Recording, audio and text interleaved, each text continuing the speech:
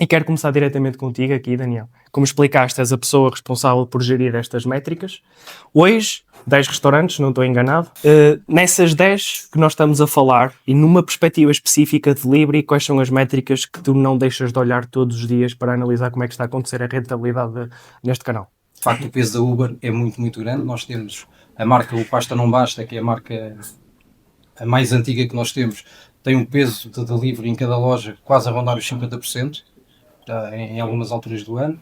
Temos outra marca que criámos, que é o Margarida, então que isso foi pensado quase a 100% para o delivery, que chega aos 80, 85, 90. Por causa da semana passada, estava a falar com a equipa do Jeremias, que a semana passada, por um conjunto de fatores, mau tempo, menos pessoas a irem aos restaurantes, chegou aos 90%.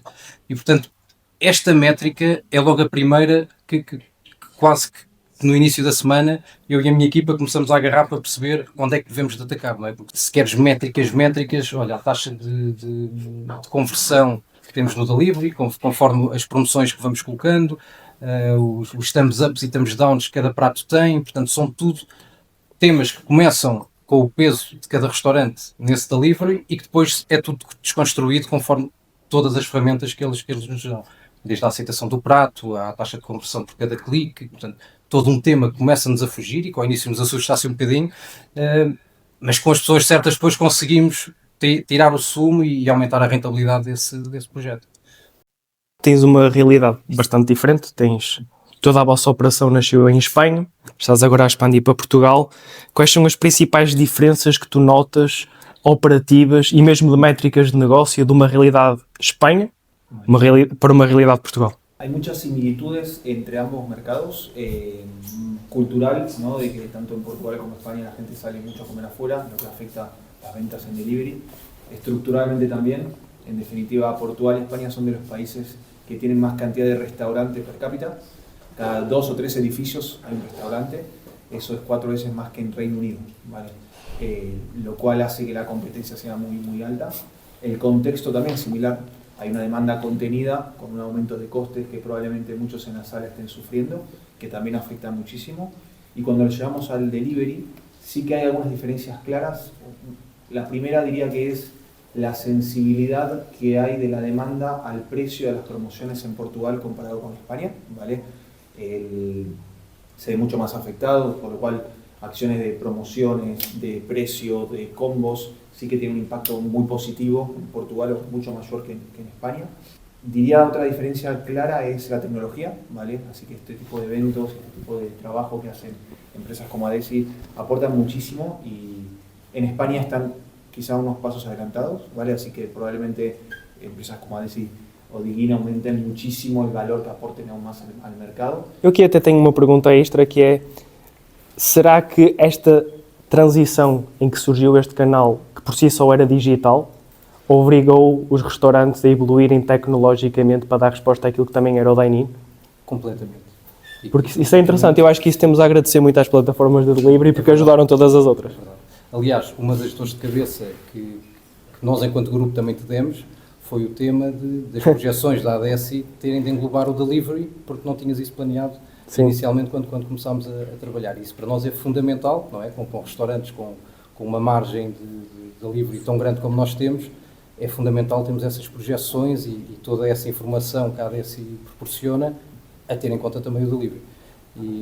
E acho que sim, acho que a partir do Covid, das coisas boas, se posso dizer que trouxe, foi um bocadinho esta profissionalização desta parte que nós estávamos um bocadinho mais afastados, não era? Não havia grande necessidade para termos aqui mesmo do ponto de vista do marketing, todo o trabalho das marcas passou a ser muito mais importante naquela fase, porque tivemos de nos expor muito melhor, as pessoas só nos tinham acesso só conseguiam nos ver através dos telemóveis, do Instagram, das Ubers, portanto, obrigam-nos a pensar muito melhor isso. E isso depois ficou, obviamente, e depois começámos a olhar para outros temas com o mesmo nível de profissionalismo.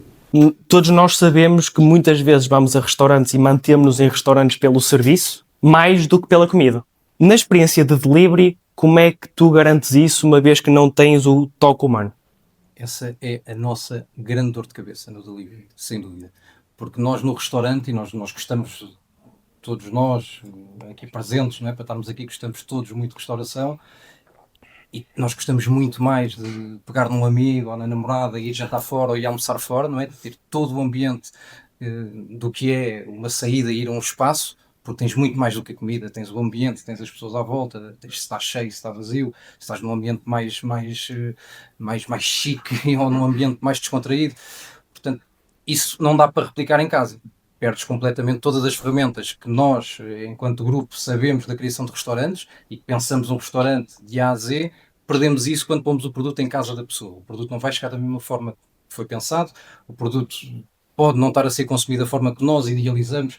Às vezes é quase chegar aqui ao pormenor da luz, do espaço, do prato, tudo isso tem em conta na experiência que nós temos quando vamos a um restaurante. Começar a pensar no menu como delivery e não só como restaurante, não é? Porque se temos um restaurante em que chega a ter 50% delivery e 50% in, aquele menu tem que estar pensado 50% quase tem de ser para delivery e não só o pensamento do que é que vai funcionar no restaurante, porque depois pode não funcionar dentro de uma caixa, fechado durante 20 minutos, a percorrer 10 km da cidade até chegar a casa. Portanto, o packaging é fundamental. Nós estamos a fazer neste momento um esforço gigantesco para estar um bocadinho a melhorar todas essas condições que os nossos restaurantes proporcionam a quem pede para chegar a casa. O packaging é fundamental e atrás do packaging está também esse pensamento de cruzar o que é a criação de um menu do zero, também a pensar neste tipo de serviço. Quais são aquelas métricas que os restaurantes têm de olhar diariamente para garantir que a experiência do cliente é garantida? Luego, antes de entrar en decirte exactamente qué métricas, sí que creo que es importante reforzar que no hay que mirar muchas métricas. El hecho de mirar más de 10 métricas en un día definitivamente lleva a un análisis parálisis y acá lo que importa es lo que efectivamente uno hace. ¿Vale? Nosotros estamos muy enfocados justamente a la acción, ¿no? que hace la diferencia. Si tuviese que mirar de manera diaria las métricas, claramente serían métricas operacionales, ¿vale? Desde obviamente la cantidad de pedidos que uno hace hasta cancelaciones, bad ratings, wrong and missing items, delivery time o prep time. ¿Vale? Esas son las 5 o 6 métricas básicas operacionales que en el día a día hay que mirar porque uno puede accionar en el instante. Y luego con una picture, digamos, una imagen un poco más clara, semanalmente sí que puedo ir ajustando campaña de marketing, finanças, etc. Uma situação que vocês trabalham bastante é a forma como são feitas as promoções. O delivery vive muito de promoções porque vive de atrair a atenção do cliente logo nos primeiros instantes em que está a fazer o scroll. E curiosamente nós temos bastantes clientes em comum e eu percebo aquilo que são as promoções dos clientes que estão contigo, das promoções dos clientes que não estão contigo. O que é que os restaurantes não estão a ver quando estão a fazer promoções? Y la promoción tiene que tener un objetivo muy claro. Y ahí es donde un poco, siempre con Telmo hablamos de la importancia de entender que una promoción básicamente puede tener dos objetivos. Uno a corto plazo, generar venta rápida, incremental, y el objetivo a mediano y largo plazo, más estratégico, que es la captación de clientes y la retención de ese cliente. ¿Vale? Si uno tiene muy claro cuál es su propuesta de valor, qué quiere conseguir, los márgenes, el retorno que busca, el costo de adquisición del cliente y el lifetime value de ese cliente, puede invertir promos y no hacer inversiones locas de promociones, sino smart promos, que son las que realmente generan un retorno muy bueno. Entonces, ejemplos, por ejemplo, muy claro, volviendo al ejemplo de que la promoción y el precio tienen que estar alineados con lo que el cliente está dispuesto a pagar. El mismo cliente no está dispuesto a pagar lo mismo el día 2 del mes que el día 30 del mes. ¿Vale? Entonces, ahí es donde hay que ser muy inteligente y decir, quizá la promoción que estoy poniendo el día 2 del mes no tiene que ser la misma del 20 o 30, 25 o 30 del mes, ¿no? Entonces, jugando con eso, jugando con el día de la semana, entendiendo que hay promociones que son para captar clientes, incluso targeteadas específicamente para new customers, mientras que hay otras promociones que son para todos los clientes y atacan mucho más la recurrencia. Hay promociones que tienen una penetración mucho mayor. El delivery fee permite que cualquier persona que quiera pedir en Pasta Non Basta pida, mientras que el 2x1 no todos los clientes quieren pedir 2 productos, ¿no? Entonces hay que entender un poco los trade-offs, el coste que tiene, qué tipo de cliente quiere uno atraer, y no todas las promociones son, digamos, buenas para todos los clientes y para todas las marcas. É que nós, neste momento, nós temos um impacto muito grande e um vício muito grande no cliente por parte das promoções. O 2x1 é, sem dúvida, a forma com que nós começámos a crescer dentro do delivery. Nós temos uma grande dificuldade e uma grande dependência em largar esse tipo de promoções. E obviamente que o cliente, quando começa a estar habituado em ver em todo o lado as promoções que são um bocadinho quase automáticas, não é?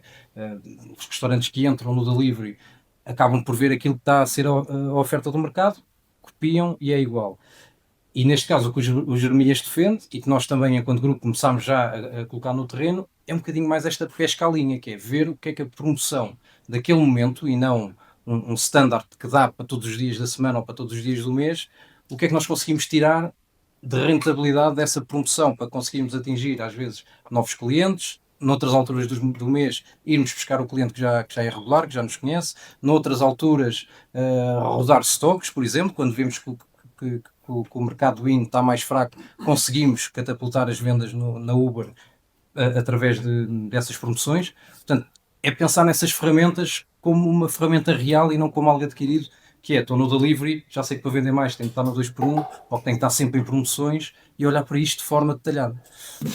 Porque é que o 2x1 pode funcionar, mas isso pode levar a que vocês percam dinheiro se vocês não tiverem uma correta engenharia de menu. O marketing sabe disto? Mas por isso é que o marketing também não toma decisões sozinho. Isto tem de ser um trabalho de equipa. E assim, no delivery, nós estamos a falar em fatias grandes, não é? Da nossa faturação enquanto grupo, mas mesmo que não fosse tão grande, havia de ser sempre significativa para nos focarmos nela como se fosse um segundo sitting de um restaurante. E basicamente é um trabalho de equipa, porque isto tem um impacto que vai, não é só dizermos que estamos a vender o produto em 2x1, não é? Isso vai ter um impacto numa operação. Eu sei que se o nosso pasta não basta de Alvalade tiver o 2x1 ligado com 3 ou 4 artigos, sexta, sábado e domingo, eu arrebento com aquela equipa e com o serviço depois dos clientes que estão a ir ao restaurante. Portanto, tem de ser sempre uma métrica muito bem pensada e uma sinergia muito bem criada entre os vários departamentos para percebermos, ok, eu vou ter mais produto quando estou a colocar um produto de promoção que é mais comercial, como as carbonaras, as margaritas, portanto, produtos que facilmente têm volumes de venda muito elevados, e casar isso também com a operação e com o funcionamento do restaurante. Porquê é que fizeram a publicidade com o Uber Eats com a Lili Canessas? Porquê a Lili Canessas? Não fui eu. Isso era uma pergunta para fazer ao Fred, mas nós de facto temos a nossa parceria com a Uber é muito forte e já vem de há muitos anos, e nós temos a sorte de termos um gestor de conta que é o Pedro, que de facto trabalha connosco muito bem há muito tempo e tem sempre umas ideias muito fora da caixa, e isso foi, aliás, até foi uma proposta que foi puxada pela própria Uber e não nós. Obviamente que quando nos deram a ideia, o nosso marketing atirou-se logo ao ar, melhor ideia de sempre, e fazia todo o sentido. Estávamos a lançar na altura o nosso pasta não basta de Cascais, portanto aquilo casava na perfeição, e acho que toda a gente gostou do vídeo, acho que foi um grande sucesso, e estamos aqui para repetir. Como é que tu vês esta situação das comissões? Ou seja, positivo, negativo, podes-me passar isso, mas que ajustes é que tiveste que fazer na operação para lidar com estas comissões?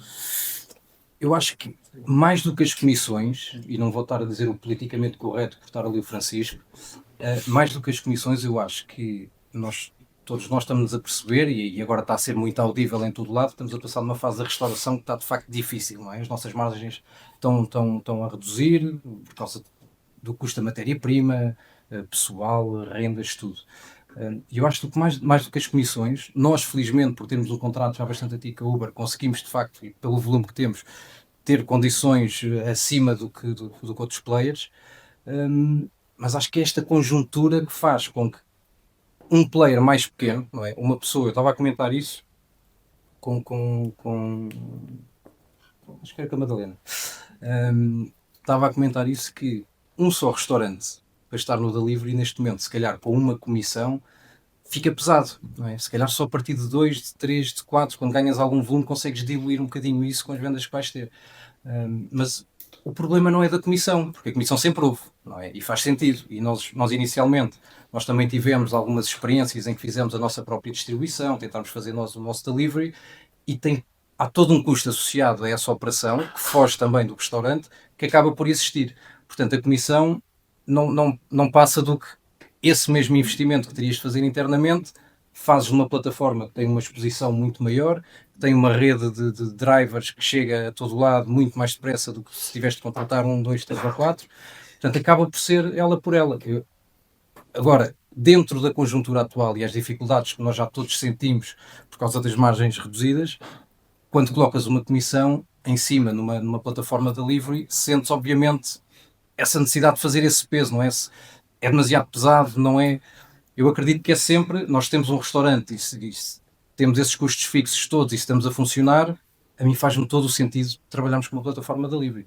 Quais são os básicos bem feitos que, na tua experiência, quem sair daqui hoje deve validar que o está a fazer e que vai começar a gerar resultados mais rápido?